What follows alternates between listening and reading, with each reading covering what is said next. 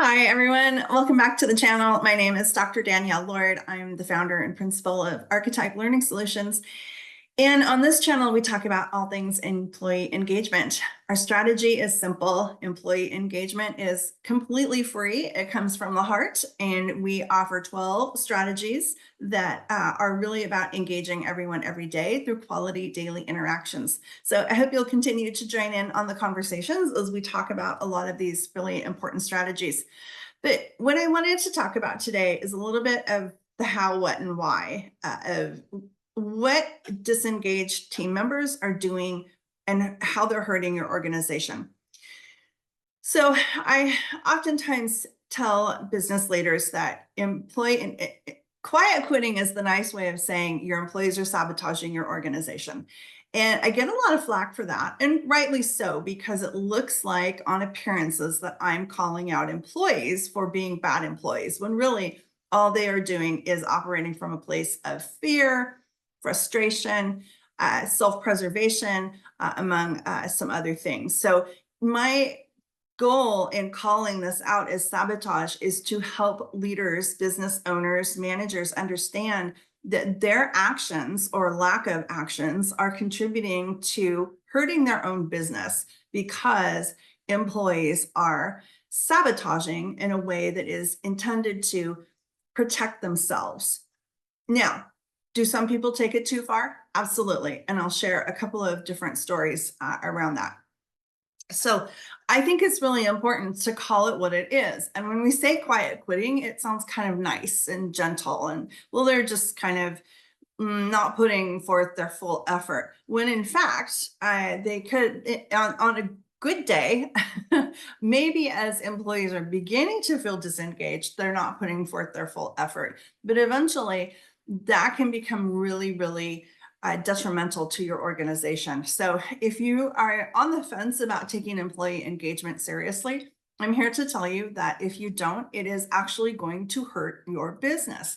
It's going to impact how your employees are engaging with your customers. It's going to impact how your organization is meeting its strategic goals, and it's going to impact your organization's financial bottom line. So I'm going to start with the lesson that I learned when I was getting my MBA. And I was not a good MBA student. I really struggled to keep my B, my B grades up because there was so much financial stuff in the MBA program. It was not really my playing to my strengths at all. But I learned a really valuable lesson in my finance class. And that was, as a manager, even a supervisor, your number one obligation is to the financial health of the organization. And originally I thought, that's not me. That's not what I do. I work with managers to help them become better at what they do. And I help with employee engagement. And then it dawned on me one day that, yeah, employees are the greatest resource of any organization. And we absolutely have an obligation to make sure that we're doing the best that we can. Not our roles are a little bit different, but if we think about employees as resources of our organization, absolutely, I'm doing everything I can for the financial health to make sure that our employees are getting what they need, because we know it's those connections, those employee connections that come through the relationships, the feeling connected, the trust, the communication, and everything else that happens when employees are engaged. That is contributing to the financial health of the organization. That message seems to be very sorely lost on today's supervisors and managers and even people into executive level positions, is that your number one obligation is to the financial health of the organization. And think about it. If you're not contributing to the financial health of the organization, where's the organization going to be in 5 years, 10 years? And what's the impact to all of those individuals that are working in the organization and to the community overall? Okay, so this might be a bit of a rambling video, but I really wanted to share some stories and connect back to a little bit of things that might be going on in the organization, whether that be their psychology or what we call organizational learning. So stay with me and I'll try and connect these dots and not let my head get ahead of my mouth. So here's what I'm seeing still to this day.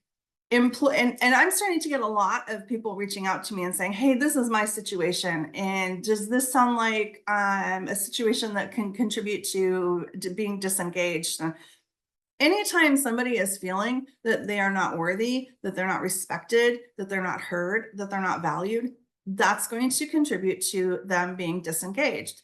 And that's going to look a little bit different for every employee. And, we still run into this where we have managers and supervisors who want to treat everybody the same. And you're going to miss a huge swath of your team members if you're treating everybody the same. But then we still have supervisors who thinks that it's their job to motivate through fear and punishment. And again, you're missing a huge swath of your employees and getting them engaged and on board with you, because we're not second graders.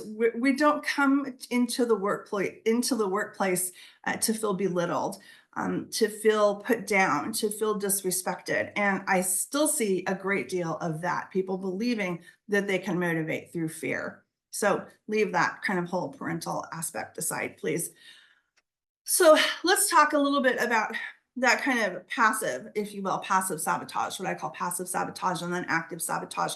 And this comes again from the research that was done by Cuddy, Glick, and Fisk back in 2013.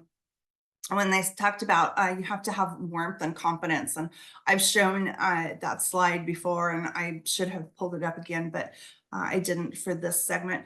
But if you don't have warmth, you're going to begin to move into passive.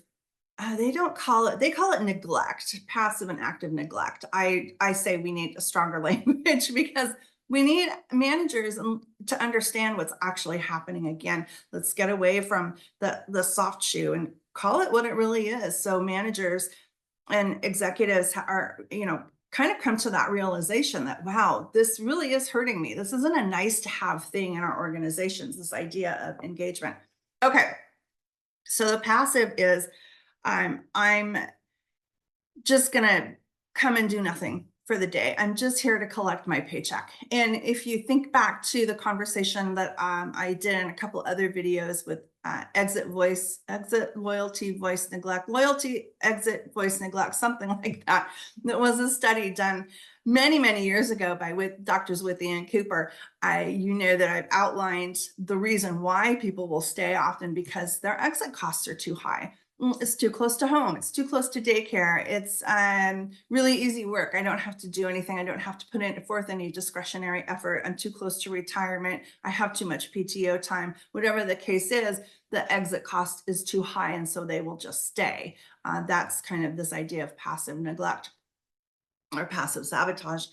So that's the individual who shows up and they know the solution to a challenge or to a problem. I heard this just the other day from someone, that there were three individuals. One even was the manufacturing plant manager, and they were all having a powwow in the office. And this other individual knew exactly what the problem was, but he said, I'm not going to share because I'm not going to be told I'm stupid. I'm not going to be put down. I'm not going to be told that my opinion doesn't matter. So I'm just simply not going to say anything. And I'm going to allow them to put forth all this extra energy and resources to figure out a problem that they don't even know what the problem is. They haven't even been able to define it.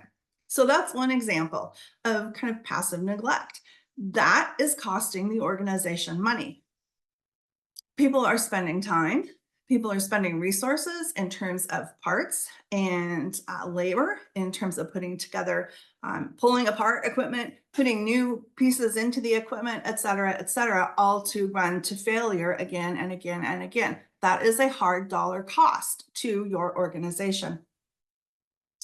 The second piece that I've recently heard is a similar environment, and we still see a lot of this really bad behavior from supervisors in the manufacturing and trades. Again, I've seen more big burly men on the floor in the fetal position than I have little tiny petite women. So we need to move past the idea that the guys in the trades don't need to feel respected. They need to feel respected just as much as anybody else does.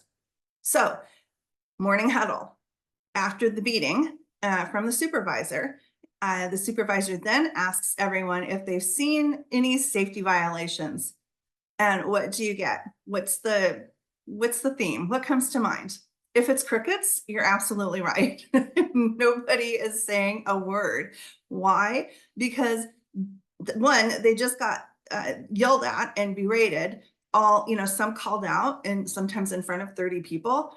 Nobody wants to go to work and experience that. So, since that's the experience that they've just all had 5 minutes ago, of course, nobody's going to say anything. Nobody's going to say a word because they don't want to be the one that's going to get called out potentially if the supervisor thinks it's stupid or meaningless. Or they're just all in the space of, why should I give a damn? Because you just made all of us look like complete idiots, or you yelled at all of us. Why am I going to say anything at all to help you out? Again, that is costing you money. That might not come in the terms of a hard dollar cost, but it could certainly come in a reportable injury to the state, additional workman's comp claims, time loss, people back on light duty. So there is a cost in terms of your human resources that's going to occur in those situations as well. So those are two ways that this idea of passive sabotage shows up and the way it is impacting your business. I want to share one more. This was on the Edward Mosley podcast I did maybe a year and a half ago, when my book, Engaging Your Employees, just came out. And we were talking about this really important subject and how people, humans, when they get into the position of being pissed off enough and having finally had it and finally having the opportunity to move on someplace else, they're going to leave in a big way. And so Edward Mosley shared that the greenskeeper at his golf course, or the country club where he belonged, basically put down enough fertilizer and destroyed all of the greens on the golf course. So that was a huge cost, and that is definitely a big active sabotage, and that's a big FU to the organization. And that actually costs the organization, that country club, millions of dollars. Dollars spent in terms of restoring the green, dollars lost in terms of people who withdrew their country club memberships, dollars lost in terms of tournaments that they had to cancel. So yes, there is a huge dollar cost that comes to your organization when you do not have employee engagement. So that's what I wanted to share today. Hopefully this resonates with you. If you've been on the fence about employee engagement, thinking it's a nice to have thing and it's all silly and meaningless and woo-woo and my organization doesn't need this, it probably does. And there is a dollar cost. It's costing you money to have disengaged employees. And now we're seeing disengaged managers. And that's a whole other conversation for another day. But hopefully these stories, this content resonated with you. If it did, please stick with us as we continue these conversations. Drop some comments below. You can always reach out to me. I'd love to hear your stories. 253-269-2116. Text messages are preferred. 253-269-2116. Share your stories. Share your own experiences of employee engagement or disengagement. Like, share, contribute with conversations, and share with others if this content resonates with you. So again, my name is Danielle Lord, founder and principal of Archetype Learning Solutions. One of our books, Engaging Your Employees, and the 12 Strategies Blueprint is available. The strategies are all completely free. They cost you nothing but a little bit of your heart, and a little bit of your time as you take and make the space to engage with your team members every day.